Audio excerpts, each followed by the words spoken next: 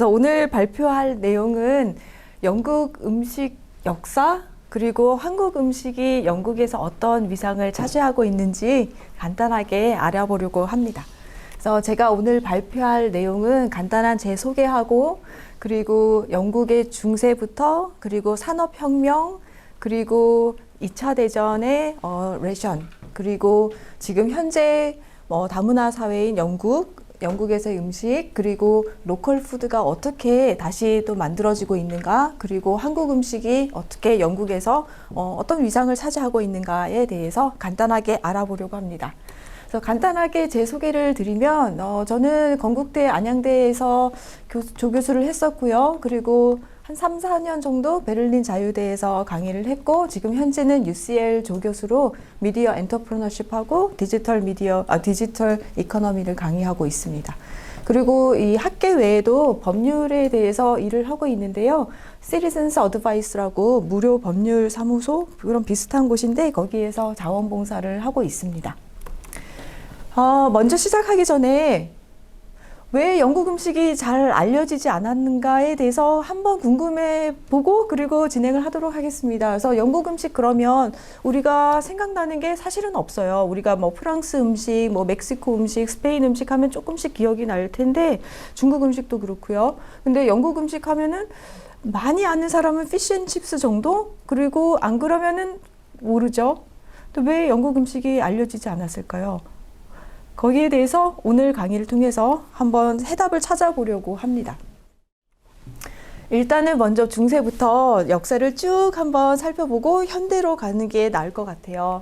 그래서 중세 음식의 문화 그러면은 굉장히 충격적이게도 하루에 한 끼를 먹었다고 합니다. 네, 하루에 한 끼를, 겨울에는 날이 짧기 때문에 하루에 한 끼를 먹었고요. 그리고 여름에는 날이 길기 때문에 한 끼를 먹고, 그리고 이제 자기 전에 아주 간단한 뭐 숲 같은 거, 그거를 서퍼라고 하는데, 그렇게 해서 하루 한 끼 하고 아주 약한 그런 음식 하나 이렇게 두 끼를 먹었다고 그래요. 그래서 윈터 같은 경우에는 우리나라의 윈터 서머를 생각을 하면 안 되는데요. 겨울 같은 경우에는 한 3시 반 정도면은 깜깜해지고, 그리고 여름에는 한 10시 반, 11시까지 해가 있습니다. 그래서 저희가 이제 우리가 생각하는 그런 겨울과 여름하고는 다른데요. 그래서 여름에는 해가 길기 때문에 두 끼를 먹을 수밖에 없습니다. 그리고 그 하루 중에 하루에 한 끼를 먹었는데, 그 큰 하루에 한 끼를 디너라고 불렀어요.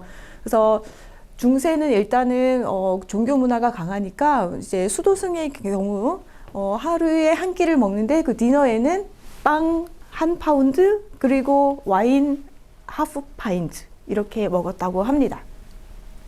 그래서 지금도 영국 영어에서는 디너 그러면은 저녁이 아니라 하루 중에 가장 큰 식사를 얘기합니다. 그래서 디너를 점심 때 먹을 수도 있고, 뭐 저녁 때 먹을 수도 있고 그렇습니다. 그래서 디너가 꼭 저녁은 아니고요.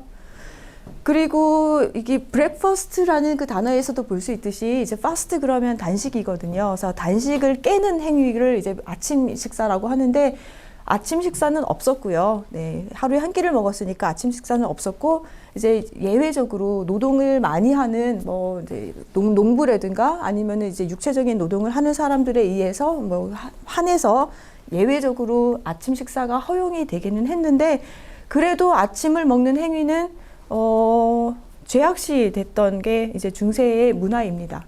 왜냐하면 아침을 먹는다는 것은 글루토니에 해당이 되는 행위이기 때문에 네, 죄악시 됐고요. 그래서 이 중세만 해도 이렇게 쿡북이 있거든요. 그래서 요리책이 있을 정도로 영국의 음식이 있었습니다. 네, 14세기 쿡북도 있었고, 이게 중세 문화의 중세식의 어떤 식단인데, 이렇게 문화가 있었습니다. 식문화가. 이제 간단하게 알아보면은 글루토니가 이제 큰 죄악이라고 그랬는데, 종교 역사에서 어떤 때는 7가지 죄악, 어떤 때는 8가지 죄악, 그래서 eight deadly sin 그러기도 하고 seventh deadly sin이라고 하기도 하는데, 이제 토마스 아퀴나스가 글루토니가 이제 그 중에 하나라고 규정을 했어요. 근데 도대체 글루토니가 뭔가 정의가 일단은 불분명하고요. 많이 먹는 것도 글루토니고, 빨리 먹는 것도 글루토니고, 음식에 대한 식탐이 많은 것도 글루톤이고, 그래서 어쨌든 간에 음식에 관해서 이렇게 글루토니가 굉장히 큰 죄라고 생각을 했고요. 근데 그렇게 규정이 되어 있어도 동유럽에서는 이 규정이 굉장히 스트릭트하게 잘 지켜졌는데 서유럽에서는 이게 사실은 좀 느슨했어요. 그리고 이제 시간이 지남에 따라서 이렇게 돈을 많이 갖게 되는 부유한 이제 교회라든가 어떤 수도원이 생깁니다. 그래서 이거는 웨스트민스터 애비인데 굉장히 규모가 크죠. 그래서 이런 정도의 규모가 큰 그런 수도원이 뭐 베리 세인트 에드문드에서도 생겼고 이브샴에서도 생겼고 그렇게 교회가 크게 됩니다. 근데 교회가 왜 이렇게 갑자기 크게 됐을까요? 왜 교회가 부를 많이 축적을 하게 됐을까요? 네. 예를 들어서 인덜전스라는 그런 면죄부라고 보통 번역이 되는데요.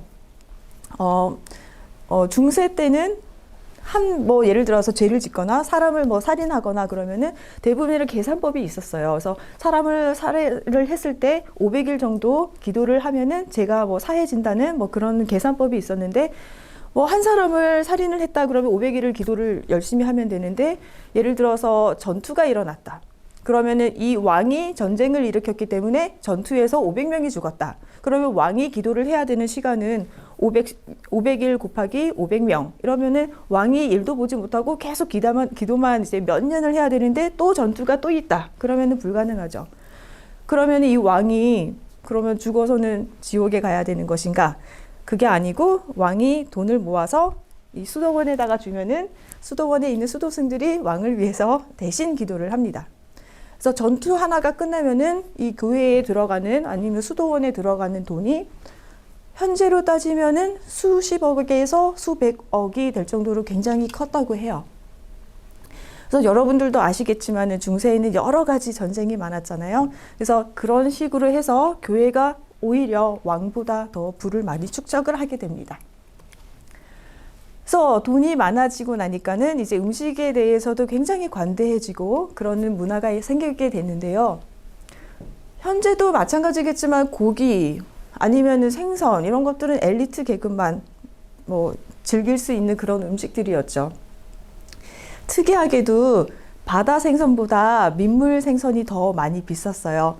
왜 그랬냐면 바다 생선은 물론 더 위험하죠. 멀리 바다로 가서 또 잡고 이래야 되는데 민물 생선은 강에서 오는 거기 때문에 강하고 뭐 하천 이런 것들은 영주에 소속에 되어 있는 그런 사유재산이기 때문에 세금을 또 물립니다. 근데 바다는 사유재산이 아니기 때문에 바다 물고기는 더 쌌고 밀물고기는 더 비쌌던 그런 그런 현상이 벌어지기도 하죠. 원래는 고기가 수도원에서는 아예 먹지 못하는 그런 음식이었습니다.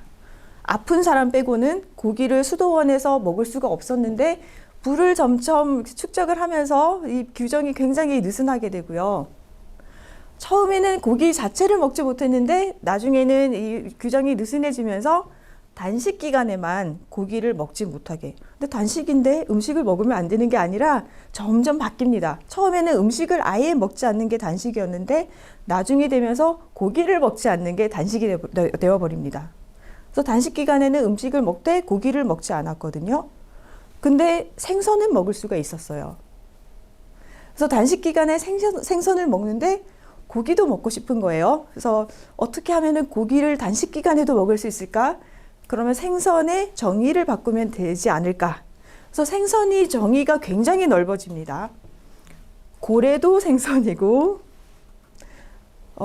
퍼핀인데 퍼핀도 물에 있으니까 생선이고 이거는 수달인데 보니까는 조금 생선 같기도 하고 아닌 것 같기도 하고 반은 물에서 살고 반은 뭐 다른 데서 살고 그러니까 몸통은 고기고 꼬리는 생선이고 그리고 백조도 물에 있으니까 생선이고 이런 식으로 규정이 바뀌게 됩니다. 그리고 더 나아가지고 스테이크만 고기로 치고 숲 안에 들어있는 고기는 고기가 아닌 걸로 그리고 미트볼은 고기가 아닌 걸로 이렇게 해서 단식 기간에도 뭐 미트볼도 먹고 막 숲도 먹고 고기 숲도 먹고 막 이런 것들도 먹고 그렇게 됩니다. 그래서 수도승들이 사실은 굉장히 그런 금욕적인 생활을 해야 되는데 실제 생활은 그렇지가 않았다고 그래요. 그래서 필리파 파트릭의 고고학 연구에 따르면은 이 중세 수도승이 하루에 6,000kcal 먹었다고 합니다. 우리 로빈 후드 같은 그런 영화를 보면은 로빈 후드는 되게 말랐잖아요. 근데 거기 나오는 수도승들은 되게 뚱뚱한데 사실은 그게 정확한 그런 모습이라고 그래요. 6,000kcal를 먹었고 단식 때에는 4,500kcal를 먹었다고 해요. 근데 그때 그러면 다들 그렇게 많이 먹었냐? 그건 아니고요. 선원이라든가 아니면은 뭐 군인들이라든가 그런 사람들은 3,500kcal, 귀족들도 4,000에서 5,000kcal를 먹었다고 합니다. 그러니까 수도승이 일반 사람들보다 훨씬 많이 먹었고 이 고고학 연구에 따르면은 수도승들이 수명이 한 35살? 그때 이제 비만으로 많이들 사망을 했다고 그래요. 그리고 또 특이한 게 하루에 한 끼만 먹기로 했는데 6,000kcal를 먹으니까 그것도 참 재밌는 것 같아요. 한 끼에 6,000kcal를 먹은 거예요. 근데 언제 먹었냐? 논이라고 하는 그 시간에 먹었습니다. 근데 논이 도대체 뭔가? 논이라고 그러면은 현재의 눈이에요. 눈. 근데 눈이 뭐냐면은 논이 뭐냐면은 9번째 시간이거든요. 해가 떴던 그 시간이 1시고 그 다음부터 9시가 되니까 예를 들어서 6시 아침 6시에 해가 떴다 그러면은 9번째 시간은 아무리 안 돼도 오후 3시거든요. 근데 오후 3시에 밥을 먹으면은 하루 한 끼밖에 못 먹으니까 두 끼를 먹으려면 이 3시를 앞으로 당겨야 되잖아요. 그래서 이 논이 원래는 3시 정도였는데 12시로 바뀌고 그래서 한 끼를 더 먹을 수 있게 이렇게 바뀝니다. 그래서 밥을 많이 먹고 이제 두 끼 이상을 먹으려는 그 시도가 굉장히 처절하죠. 그래서 첫 번째 시간이 프라임이고 원래 논이 9번째 시간인데 이 9번째 시간이 이 6번째 시간으로 이렇게 가면서 1, 2, 3, 4, 5, 6 다음에 9가 나오고 그 다음에 7, 8이 나오고 이런 식으로 규정이 바뀌게 됩니다. 근데 그래도 아직까지는 그 중세 때는 브레이크퍼스트가 허용이 되지 않았어요. 그래서 브레이크 파스트, 단식을 그만둔다는 것은 그때 아직도 죄악시되는 그런 행위였다고 합니다. 재미있는 일화가 있는데요. 이름은 확실하지 않는데 웨일즈에 사는 제럴드가 썼던 그런 내용이에요. 그 일화가 남겨져 있는데 어느 날은 수도원에 주교가 새로 오게 됩니다. 비숍이 새로 왔는데 한 몽크당, 수도승 한 명당 음식을 3가지만 먹도록 제한을 했어요. 그래서 수도승들이 반란을 일으킵니다. 3가지 음식을 가지고 어떻게 살 수 있냐, 못 산다. 그래서 반란을 일으켰는데 그래도 해결이 되지 않으니까 이 수도승들이 단체로 왕한테 가요. 근데 왕이 그때 당시 헨리 2세였습니다. 그래서 왕한테 가서 얘기를 합니다.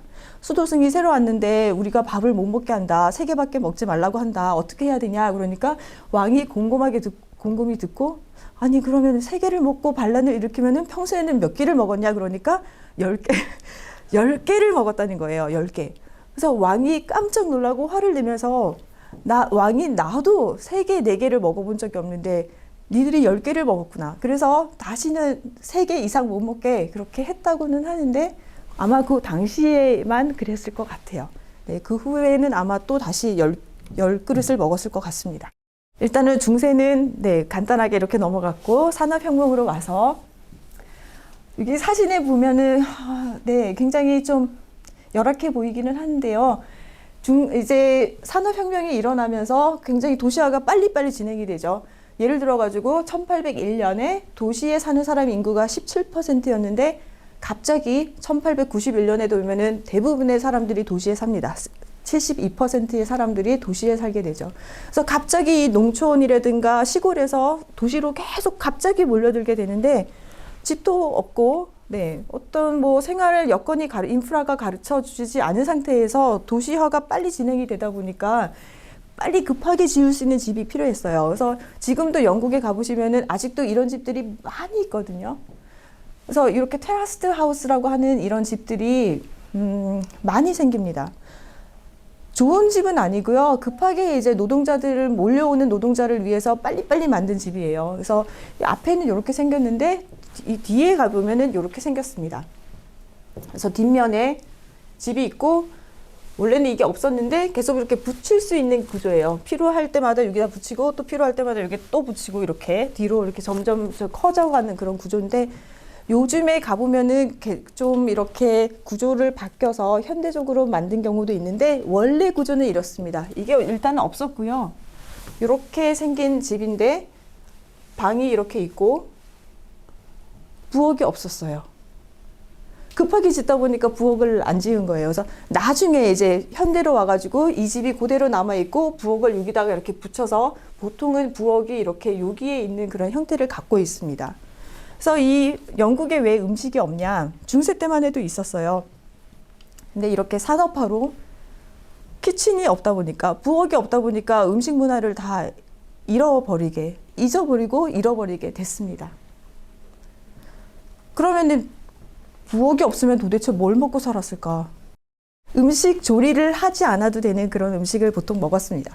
예를 들어서 빵이라든가, 아니 빵은 구워야 되는 거 아닌가요? 네, 그게 아니고 베이커 보이가 노래를 부르면서 집집마다 다닙니다. 뭐 문도 두드리고 뭐 노래를 부르면 사람들이 나와서 사기도 하고 뭐 우리나라도 뭐 과일이라든가 뭐 계란 이런 것들을 또 이제 밖에서 사기도 하는데 이렇게 베이커 보이가 집집마다 가서 이제 문을 두드리고 빵을 팔고 그리고 집집마다 부엌은 없지만은 벽난로는 있었거든요. 그래서 벽난로에서 간단하게 조리할 수 있는 뭐 이렇게 티라든가 차 그리고 뭐 베이컨 같은 것도 구울 수 있었고 그리고 햄도 있었고요. 이런 것들은 뭐 부엌이 없어도 조리가 가능한 거니까 사람들이 이제 이것만 먹고 살게 됩니다. 노동자 계층들은.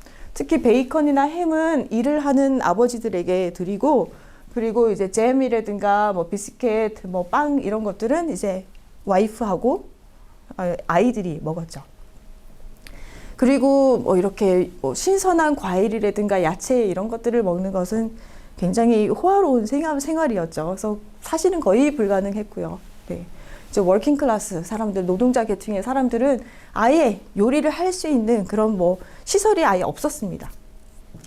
그리고 또 이렇게 산업혁명 당시에 유명했던 것들이 뭐 유명했던 거? 네, 잘 알려진 것들은 adulteration이라 그래서 음식에다가 자꾸 장난을 칩니다. 예를 들어서 빵이 있는데 빵을 하얗게 하면은 보기가 좋으니까 분필을 섞어요. 초크. 그래서 그거를 먹고 많이 건강에 문제가 생기기도 했고 또 분필을 우유에다 섞어서 또 하얗게 만들거나 아니면 좀 보존을 좀 쉽게 한다거나 이런 식으로 자꾸 음식에다가 뭔가를 섞습니다. 버터에다가 또 이제 구리 같은 거 섞어가지고 좀 더 노랗게 보이게 한다거나 이런 식으로 해서 또 많이 문제가 생기죠. 이거는 조금 다른 얘기긴 한데 우리나라도 이런 약간 어덜트레이션이 있어요. 크림의 색깔이 하얗다고 생각하는 사람들이 많더라고요. 한국에는 생크림 그러면 하얀색이라고 이렇게 생각을 하는데 사실은 크림은 하얀색이 아니고 이렇게 노란색이죠. 네, 그래서 한국에서도 하얗게 하려고 팜유를 만들어서 여기 사실 우유가 안 들어 있어요. 예, 생크림에는 우유가 없고 팜유를 베이스로 해서 만들고 원래 생크림은 노란색이 맞죠. 그래서 산업혁명 동안에 기대 수명이 낮았다는 거는 아마 다들 잘 알고 계실 거예요. 그래서 1785년에 37 정도 기대 수명이었고 1800년대에는 조금 더 늘어나가지고 39살. 근데 각각의 이제 공업 도시들을 보면 훨씬 더 적습니다. 1850년 이제 리버풀 같은 경우는 19살. 기대 수명이 19살이고요. 맨체스터 17살. 근데 왜 이렇게 많이 죽었냐? 네. 어린아이 영아 사망이 많았고 유아 사망이 굉장히 많았는데 여러 가지 이유가 있겠지만은 영양실조도 그 중에 하나에 속합니다. 그래서 영양실조 아이들이 이제 아버지들한테 베이컨이라든가 햄을 아버지들 드리고 와이프하고 아이들은 이제 잼에다가 빵에다가 잼을 발라 먹는 게 전부였죠. 그래서 많이들 또 사망합니다. 유아들이. 그래서 시드니 민츠 설탕에 대한 그런 연구를 많이 한 이 인류학자는 설탕이 바로 이제 내추럴 버스 컨트롤 이었다라고도 얘기를 합니다. 요거는 세계 1차 대전, 뭐 2차 대전 요럴 때 군인이 먹었던 그런 레션에 대한 연구예요. 보통은 이제 전쟁이 일어나거나 하면은 군인들한테 이제 레션을 지급을 하는데, 자기가 집에서 먹던 음식을 먹고 싶어 하는 경향이 있죠. 그래서 영국의 경우, 그리고 독일의 경우를 비교를 했는데, 일단은 제일 큰 게 고기의 경우, 네, 고기의 경우 영국 사람들이 독일보다 많이 먹었고요. 그리고 특이한 게 잼은 영국의 경우, 영국 군인의 경우 113g, 근데 독일의 경우에는 잼을 따로 지급을 하지 않았어요. 그리고 설탕도 따로 지급을 했는데 영국의 경우 85g 매일, 근데 독일의 경우에는 20g 이렇게 지급을 합니다. 그래서 영국 군인의 경우 독일에 비해서, 독일군에 비해서 굉장히 많은 설탕을 지급을 합니다. 그래서 자기 원래 집에서 먹었던 그 잼에, 빵에다가 잼을 발라 먹었던 그 형식? 네, 그런 음식을 계속 전쟁에서도 이어갑니다. 그러면은 지금 현재 영국은 어떤 음식 문화를 갖고 있을까? 현재로 넘어와 봅시다. 영국을 대표하는 음식에 뭐가 있을까? 피쉬앤칩스 당연히 있죠. 그리고 나서 그 다음에 하나 더 꼽으라 그러면은 치킨 티카 마살라입니다. 그래서 치킨 티카 마살라에 대한 그 나라의 자부심? 네, 자긍심이 굉장히 강합니다. 근데 도대체 치킨 티카 마살라가 뭐냐? 이게 처음에 나온 게 치킨 티카 마살라인데 커리죠. 커리인데 토마토를 많이 섞은 영국식 커리예요. 근데 이게 영국에서는 굉장히 인기고, 또 인도에 여행을 간 영국 사람들이 계속 인도에 가서 치킨 티카 마살라를 주문을 하는 거예요. 그게 없다고, 그게 뭔지 모르는 거예요, 인도 사람들이. 그래서 결국에는 인도 사람들이 치킨 티카 마살라를 인도에서도 만들게 됐어요. 네, 그래서 그거를 이제 피자 이펙트라고도 합니다. 원래는 그 나라의 음식인데 그 나라에서 인기가 없다가 다른 나라에서 인기가 많아가지고 다시 그 원래의 나라로 돌아온 것을 피자 이펙트라고 하죠. 뭐 예를 들어서 미국에서 피자가 유명해서 미국식 피자가 다시 이태리로 가는 뭐 그런 식의 현상인데, 그런 피자 이펙트를 치킨 티카 마살라에서도 볼 수 있고요. 그리고 케밥인데, 케밥은 원래 터키식 음식인데 독일식 케밥이 이제 영국에서 인기를 얻고, 그래서 영국 음식화가 됩니다. 그리고 자메이칸 스타일의 이런 저크 치킨이라든가 홍콩식 크리스피 칠리 비프, 네, 영국 사람들은 그게 영국 음식이라고 아예 생각을 해요. 그래서 어떤 국가적인 자부심 같은 것도 있습니다. 이런 음식을 들었을 때 치킨 티카 마살라, 뭐 독일식 케밥, 뭐 저크 치킨 그러면은 영국 사람들이 자기 음식이라고 이렇게 자부심을 갖고 얘기하는 경우를 많이 볼 수 있습니다. 근데 이제 영국 사회가 굉장히 다문화 사회로 변했는데요. 영국의 흔한 그런 스트리트, 길거리를 보면은 우리가 생각했던 영국하고 상당히 많이 달라요. 네. 다문화가 일단은 정착이 됐죠, 다문화. 그리고 뭐 여러 가지 가게들, 사람들, 집은 그 테라스드 하우스 그대로 있는데 그 가게들이라든가 사람들은 전혀 원래 영국하고는 좀 많이 다르죠. 그래서 케밥이라든가 카리 같은 것들이 일단은 수용이 제일 잘 돼 있고요. 대신에 이런 인구의 변동이 생기면서 원래 전통적인 영국 음식은 점점 사라져 가고 있어요. 그래서 우리가 피쉬앤칩스가 영국의 대표하는 음식이라고 생각하는데, 사실 영국에 가보면 이 피쉬앤칩스를 찾는 게 굉장히 어렵습니다. 제가 20년 전에 영국에서 공부를 할 때는, 25년 전이네요. 25년 전에 영국에서 공부할 때는 피쉬앤칩스가 항상 있었어요. 그래서 길에 가면은 피쉬앤칩스가 있고, 파시는 그 아저씨 분들이 신문지에다가 피쉬앤칩스를 담아가지고 칩스에다가, 그 감자튀김을 칩스라고 그러거든요, 영국에서는. 그래서 거기에 식초를 뿌려서 줬어요. 지금도 감자튀김은 항상 식초를 뿌려서 먹습니다, 영국 사람들은. 식초하고 소금. 네, 지금에는 찾기가 많이 어려워졌어요. 대신에 케밥이라든가 뭐 커리 가게 이런 것들이 더 많아졌죠, 피쉬앤칩스보다는. 그런데 이제 그 로컬 음식을 다시 살리려는 노력도 있긴 있습니다. 예를 들어서 스코틀랜드의 뭐 대표적인 음식 그러면 해기스라든가 블랙 푸딩, 뭐 우리나라 순대하고 비슷한 거죠. 그리고 뭐 쇼트브레드, 저기 있는 그 쇼트브레드 그런 것들이 일단 인기가 있고요. 거기서 또 많이 이제 로컬 푸드로 살리려고 그러고, 잉글랜드 같은 경우는 굉장히 많아요. 크림티, 뭐 그러면은 티하고 스콘을 같이 먹는 건데 그런 것도 있고, 애프터눈 티 그러면 조금 더, 네, 조금 더 포멀한 그런 더 발달된 더 포멀한 크림티죠. 요크셔 푸딩은 요거를 가지고 요크셔 푸딩이라고 하는데 이런 것도 있고, 그리고 레스터셔 치즈도 뭐 약간 오렌지빛 나는 치즈도 있고, 그리고 퍼치, 네, 퍼치도 제가 오늘 갖고 왔는데 있고요. 그리고 잉글리시 브렉퍼스트, 썬데이 로스트, 이런 요 컨비네이션을 썬데이 로스트라고 그러는데, 이런 것도 이제 영국 잉글랜드의 음식으로 이렇게 치죠.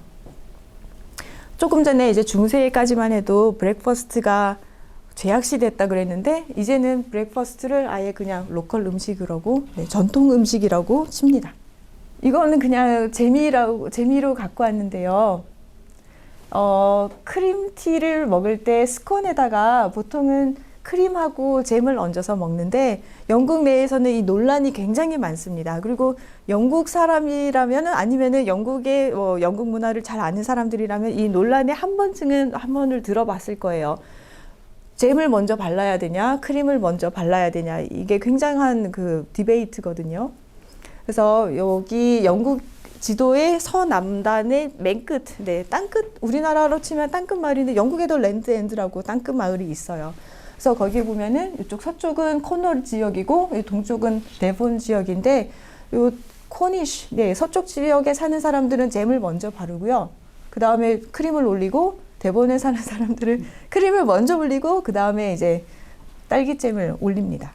그래서 어느 게 맞는가 논란이 많았는데, 그러면은 여왕님이 어떻게 하시는지 한번 보자. 그러니까 여왕님께서는, 네, 돌아가셨지만은 잼을 먼저 바르신다고, 네.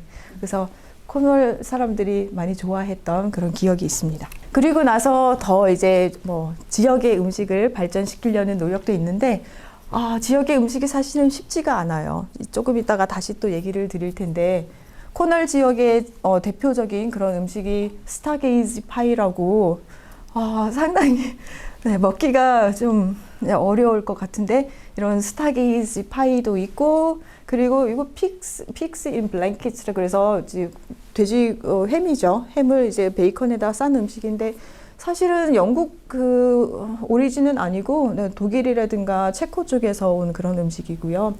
그리고 이클스라고 맨체스터 근처에 보면은 조그만 마을이 있는데 거기에서 많이 먹던 이클스 케이크, 이렇게 로컬 음식들도 있습니다. 근데 우리가 생각하는 로코노미, 네, 로컬 이코노미 이렇게 해서 로코노미라고 많이 하시는 것 같은데, 이런 지역 음식을 활성화시키는 게 지역의 경제에 도움이 되냐면은 사실은 제가 볼 때는 그렇지 않아요. 왜냐하면 한국에서는 지역 음식을 활성화시킨다 그러면은 우리가 생각하는 그 음식들은 식당 메뉴거든요.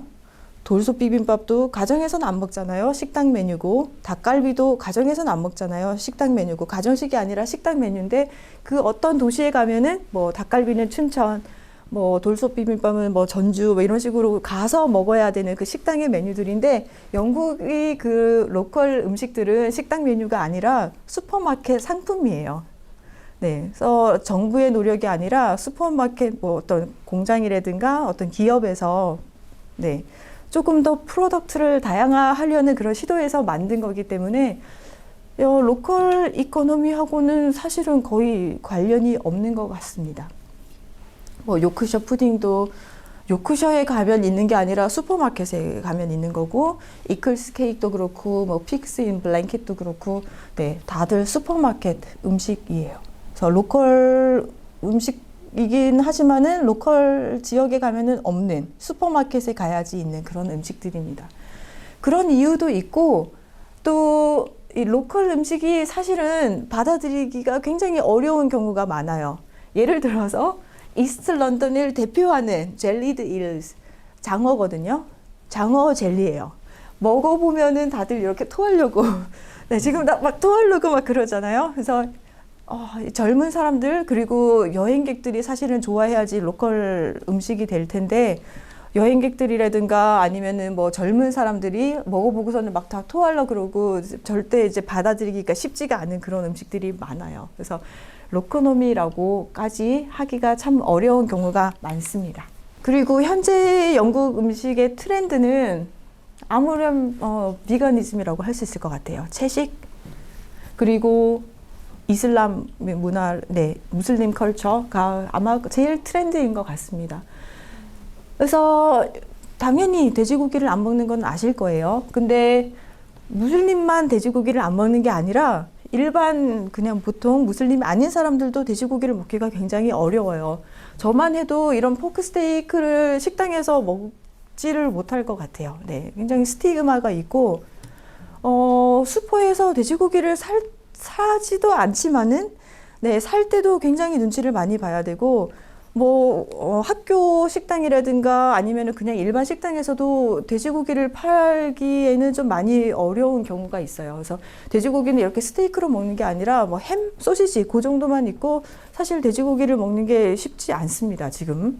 그리고 무슬림 인구가 많아지다 보니까 돼지고기만 문제가 되는 게 아니라 술의 어떤 소비도 마찬가지로 점점 줄고 있습니다. 특히 젊은 사람들은 거의 술을 많이 즐기는 사람이 점점 없어지는 것 같고요. 돼지고기뿐만 아니라 그냥 그 고기 자체 소비가 많이 줄고 있는 상황입니다. 그리고 고기를 먹어야 된다면은 닭고기. 왜냐하면 닭고기는 종교랑 거의 관련이 없거든요. 인도 사람들도 먹을 수 있고 무슬림도 먹을 수 있는 그런 고기가 닭고기이기 때문에 고기 먹자 그러면 보통 닭고기를 많이 선택을 하고요. 아니면 아예 그냥 채식으로 가는 그런 경향이 있습니다.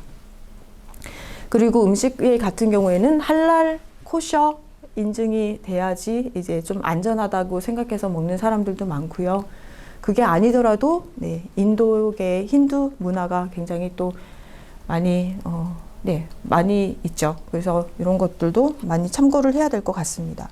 오늘인가 어제 뉴스를 보니까 K푸드는 많이 뜨는데 한국 기업의 음식 수출은 줄고 많이 늘지 않았다고는 그런 뉴스를 봤어요. 그래서 제가 생각할 때는 아마 이런 이유도 있을 것 같습니다. 예를 들어서 비빔밥이 너무 먹고 싶어요. K푸드가 인기니까 비빔밥을 먹어야 되겠다. 아니면은 한국 음식 다른 것을 먹고 싶다. 김밥을 먹고 싶다. 근데 돼지고기가 들어간다거나 햄이 들어간다거나 그러면은 사 먹을 수가 없죠. 집에서 내가 K푸드가 좋으니까 집에서 만들어 먹어야 되겠다. 레시피를 봐가지고 직접 만들어 먹는 그런 식으로 아마 K푸드가 인기가 있게 되는 것 같아요. 기업의 상품을 사기보다는. 그래서 할랄, 코셔 이런 인증을 받는 것도 굉장히 중요한 그런 관건이라고 볼 수 있을 것 같습니다. 영국에서 이제 한국 음식이 굉장히 인기가 많이 있어요. 근데 영국에서 한국의 음식만 인기가 있는 게 아니라 사실은 다른 나라의 음식도 다 인기가 있습니다. 영국에 지금 영국 문화 자체가 많이 이렇게 빈 상태거든요. 보이드라고 할 수 있는데 영국 문화 자체가 지금 많이 비고 이 빈자리를 다른 문화가 차지를 해서 들어가야 되는데 그게 어떤 문화가 될 것인가. 특히 젊은 사람들이 봤을 때 어떤 문화가 쿨한 문화일까. 이제 점점 이제 영국 문화가 영국 백인 문화가 사라지고 그 자리를 어떤 다른 문화가 차지를 해야 되는데 인구로 보면은 인도, 나이지리아 그리고 방글라데시 이렇게 많이 인구가 증가를 하고 있는데 이 문화가 이렇게 쿨하다고 젊은 사람들이 받아들여지는 것 같지는 않아요. 인도 문화 같은 경우에는 잘 받아들여지고 있죠. 이제 커리 같은 거 그런 거가 되는데 다른 문화 같은 경우에는 조금 아직까지는 어려운 경향이 있고요. 근데 한국 문화 같은 경우에는 K-팝이라든가 K-드라마 이런 거를 통해서 굉장히 트렌디하다고 많이 젊은 사람들이 느끼고 있는 것 같아요. 그래서 이런 드라마에서 먹방 같은 것도 많이 나오고 그래서 젊은 사람들이 관심을 많이 갖고요. 그리고 한국에서 영어 교사를 일했던 사람들이 다시 영국에 가서 또 한국 문화를 퍼뜨리고 그리고 유학생들 그리고 여행을 왔던 사람들 다시 이제 영국에 가서 한국 문화가 어떻고 이제 한국 음식은 어떻는데 한번 맛보자. 그래서 음식을 많이 이렇게 퍼뜨리는 경우도 있죠. 그래서 이제 한국 식당이라든가 한국 슈퍼마켓, 조그만 마트 같은 것들이 많이 생기고요. 예전에는 한인타운에 가야지만 있었는데 지금은 런던 시내에서도 많이 볼 수 있습니다. 그리고 특이한 게 우리나라에서도 영국 남자 유튜브 채널을 많이 보지만 영국에서도 굉장히 많이 봐요. 그래서 영국 남자가 한국 음식을 전파시킨 데 사실은 굉장한 많이 공헌을 영국에서는 했다고 볼 수 있습니다. 거기다가 또 영국에는 유럽 최대의 한인타운이 있죠. 뉴몰든이라고 런던 근교에 여기가 런던인데요. 여기에 뉴몰든이 있습니다. 제가 살고 있는 곳은 서튼이고요. 여기서 많이 멀지는 않은데 거기에 이제 대략적으로 한 2만 명 정도? 인구가 뭐 정확하게 잡히지는 않는다고 그래요. 그래서 2만 명 정도의 사람들이, 한국 사람들이 살고 있고요. 그 주변도 마찬가지로 다 포함해서 2만 명. 거기다가 또 북한 사람들이 특이하게 또 런던 뉴몰든에 살고 있습니다. 그래서 북한 이주민들이 제일 많이 살고 있는 게 한국이고, 그 다음에 영국이라고 그래요. 그래서 런던에 북한 사람들, 아니, 뉴몰든에 한국 사람들, 그리고 북한 이탈 주민들이 이제 같이 다 살고 있어요. 그래서 한국 식당이라든가 한국 슈퍼마켓이 굉장히 많이 있는데 문제는 트렌디하지는 않아요. 근데 옛날에 이제 80년대, 90년대 초반 그때 이제 이민을 왔던 분들이 그 스타일을 그대로 갖고 계시거든요. 그래서 상호명도 그렇고 우리가 트렌디하다고 생각하는 그런 상호명도 아니고 그 옛날 스타일들 그대로 갖고 있는데요. 이제 젊은 사람들은 이런 뉴몰든 이런 한인타운에 가기보다는 이제 센트럴 런던에 있는 식당 뭐 그런 데를 많이 가는 것 같습니다. 그러면 어떻게 하면 한국 음식이 글로벌화가 될 수 있을까? 네, 이게 사실은 마지막 슬라이드인데요. 트렌드가 지금 네, 채식하고 이제 무슬림 문화인데요. 그거를 잘 살펴봐야 될 것 같아요. 그래서 지금 고기 대안으로 영국에서도 많이 인기 있는 식자재가 두부거든요. 그래서 두부를 이용한 음식을 개발을 많이 하면 좋을 것 같고, 그리고 원래는 영국 사람들은 씨위드, 네, 해초류를 굉장히 싫어하고 먹지를 않았고, 그리고 한국 사람들이 뭐 김밥이라든가 먹으면 굉장히 안 좋아하고 있는데 지금 많이 열려 있는 상태거든요. 그래서 씨위드를 주재료로 한 그런 음식을 개발하는 것도 좋을 것 같습니다. 그리고 지금 지속 가능성에 대한 그런 논의를 많이 하는데 푸드 업사이클링, 그래서 좀 안 사용하면 버려질 만한 그런 재료들을 사용해서 음식을 많이 개발하고 만들어 보는 것도 좋을 것 같습니다. 예를 들어서 두부가 지금 많이 인기니까 두부를 이용해서 만들고 남은 뭐 콩비지 같은 거, 뭐 콩비지 전이라든가 이러한 것들을 개발해서 하면은 영국 젊은 사람들이 좀 많이 관심을 갖지 않을까 생각을 합니다. 그리고 지금 현재 젊은이들한테 인기가 있는 뭐 치맥이라든가 삼겹살 이런 것들은 제가 볼 때는 오래 가지는 못할 것 같아요. 네, 고기도 있고 술 문화도 점점 줄어들고 있고 삼겹살 특히 뭐 돼지고기 같은 것도 많이 이제 오랫동안 사랑을 받고 그럴 것 같지는 않고요. 대신에 술 대신에 티, 커피 문화를 조금 더 많이 알리는 게 제 개인적인 생각으로는 좋지 않을까 생각을 합니다. 그래서 치맥을 대신할 만한 어떤 문화, 뭐 맥주, 소주를 대신할 만한 어떤 차 문화 이런 것들을 개발하면 좋을 것 같고요. 그리고 김치, 닭갈비 이런 것도 좋지만 이런 트렌디한 예쁜 음식들, 디저트라든가 아니면 약과라든가 이런 것들을 조금 더 개발하고 홍보하는 게 좋을 것 같다는 생각을 합니다. 그리고 당연히 채식이 트렌드니까 당연히 채식을 또 많이 알려야 되겠죠. 홍보를 해야 되고, 네, 이건 제 개인적인 생각입니다. 그래서 두부를 이용한 음식, 푸드 업사이클링, 그리고 술 소비를 대신할 만한 그런 음식 개발, 그리고 디저트, 특히 디저트를 이제 개발하는 거, 이런 것들이 제일 중요할 것 같습니다.